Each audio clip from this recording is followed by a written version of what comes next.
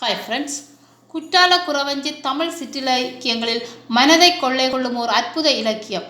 அதில் சுவையான பாடல் ஒன்று உண்டு. அந்த பாடல் மலையில் வாழும் ஒரு வேடன் குறித்தது. அவன் மனைவி ஒரு குறத்தி. வேடன் ஒரு நாள் வேட்டைக்கு போனான். கடுமையான வேட்டை. 6 நாட்கள் ஆடி தேடி அலைந்ததில் ஒரே ஒரு கொக்கு அவனிடம் அகப்பட்டது. 6 நாட்கள் போராடி கிடைத்த அந்த கொக்கை சமைக்க ஒரு சட்டியில் சாராக்கி வைத்தான். அந்த கொக்கின் சாற்றை அருந்த வேதம் பயிலும் மாணவர்கள் விரும்பி ஏற்றனர். காலங்காலமாக வீர சைவர்களாக திகழ்ந்தவர்களும் ஓடி வந்து தாமும் அதை அருந்தினர். இவர்களுக்கு போட்டியாக தவம் செய்யும் முனிவர்களும் பாய்ந்து வந்து அதை விரும்பி பெற்றனர்.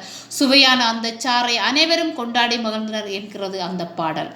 என்னது, கொக்கின் சாற்றை வேத பிராமணர்களும் சைவர்களும் முனிவர்களும் விரும்பி உண்டார்களா என்ற ஆச்சரியத்தோடு அந்த அற்புத பாடலின் பொருளை தேடினால் அது கந்த கடவுளின் பெருமையை பறைசாற்றும் பாடலாக திகழ்கிறது.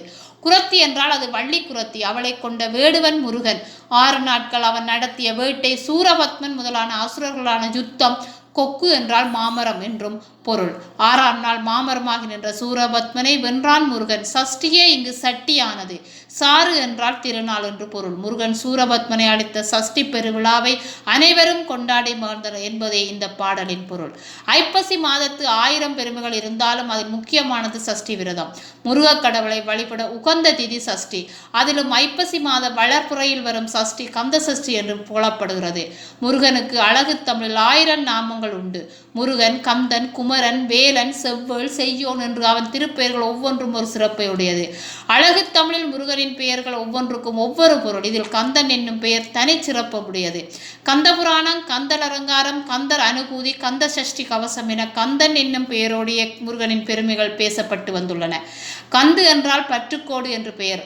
இந்த வாழ்வை கடலை கடக்க நாம் பற்றி கொள்ள வேண்டியவன் என்பதால் அவனை கந்தன் வடமொழி நிகண்டு என்று கந்தன் என்ற சொல்லுக்கு பகைவர்களின் பராக்கிரமங்களை ஒடுக்குபவன் என்றும் பொருள் சொல்கிறது. நமக்குள் இருக்கும் பகை நம் மனம் அதை ஒடுக்கி நல்வழிப்படுத்துபவன் ஆகையால் அவனை கந்தன் என்று சொல்வது பொருத்தமே. இத்தகைய பெருமைகளுடைய கந்தனின் பெயராலே குறிப்பிடப்படும் கந்த சஷ்டி 6 நாள் விரதமாக முருக பக்தர்களால் கடைபிடிக்கப்படுகிறது. முருக கடவுளின் பராக்கிரமங்களை சொல்வது சூரசம்காரம். சூரபத்மன் ஆணவத்தில் முருக கடவுளோடு போர் புரிந்தான். தன் வலிமையாலும் மாயையாலும் முருகனை வெல்ல நினைத்தான். ஆனால் ஆதி முதல்வனான ஈசனின் மகனுக்கு முன்பாக அவை தோற்றன. முருகனின் கைவேலுக்கு சக்திவேல் என்று பெயர். அன்னையே தன் அம்சமாக அந்த வேலை முருக கடவுளுக்கு வழங்கினார். அந்த சக்திவேல் சூரர் படையை அழித்தது. வீரத்தால் முருகனை வெல்ல முடியாது என்றுணர்ந்த சூரபத்மன் இறுதியில் தன் மாயையால் வெல்ல நினைத்து மாமரமாகி நின்றான். வீரத்தை வெல்ல சக்தியாகி நின்ற வேல் மாயையை வெல்ல ஞான வேலாக மாறியது.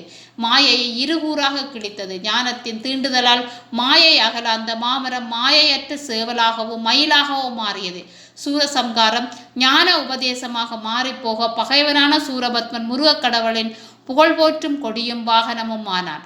ஆணவம் அடைந்து ஞானமும் பெற்றுவிட்டால் எந்த ஆன்மாவும் அந்த பரமாத்மாவோடு ஐக்கியமாகி விடலாம் என்பது கந்த சஷ்டி சொல்லும் வாழ்க்கை ரகசியம்.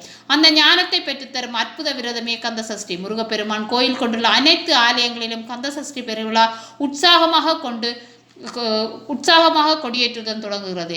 முருக பக்தர்கள் 6 நாட்கள் விரதம் இருந்து முருகனை வழிபடுவர். 28/10/2019 அன்று தொடங்கும் அந்த விரதமானது 6வது நாளான 2/11/2019 அன்று சூரசம்காரத்துடன் நிறைவு பெறும்.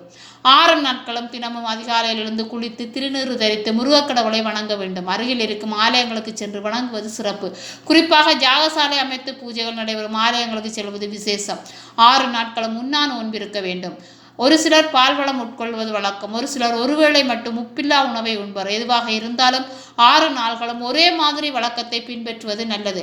முருகனின் பெருமைகளை பாடும் கந்த சஷ்டி கவசம், கந்தகுரு கவசம், வேல் மாறல், வேல் வகுப்பு போன்ற துதிகளை நாள் முழுவதும் பாட வேண்டும். இதன் மூலம் மன ஒருமைப்பாடு சாத்தியப்படும். 6வது நாள் சூரசம்காரத்தை தரிசித்து நீராடி பின் முருகனை வழிபட வேண்டும். ஒரு சிலர் சூரசம்காரம் முடிந்ததும் உணவு எடுத்து உட்கொள்வார்கள். அது தவறு. 7வது நாள் காலையில் முருகப்பெருமானை தரிசித்த பின்பு உணவு உண்டு விரதம் முடிப்பதே சிறந்தது. விரதத்தில் முக்கியமானது பக்தி.